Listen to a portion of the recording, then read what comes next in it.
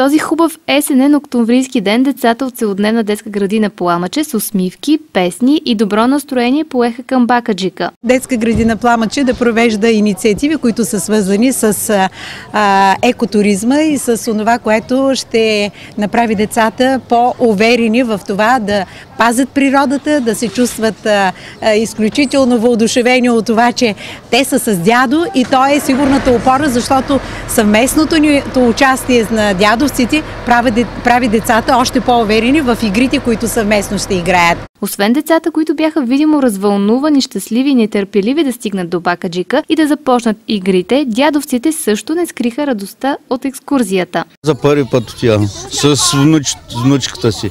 Иначе по традиция всяка година и нещо се прави.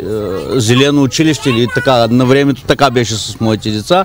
И екскурзия. Децата се радват, носят се лакомства и виждат есента как е дошла. На радост и щастие. Децата се радват, ние дядовците се радваме и бабите и така. В добрата компания на дядо винаги е много интересно и времето, което той отделя за внучето си, е безценно. Затова всички дядовци ще бъдат наградени. Свидетелства и удостоверени емблеми на дядовците, които ще направят този момент още по-привлекателен, защото заслуженото внимание, което отдаваме и на дядовците с емблемата заслужил туристи на децата и на дядовците, красноречиво говори за това колко се вълнуват всички, колко е желан тази част от момента на децата и от живота им в детската градина и навън.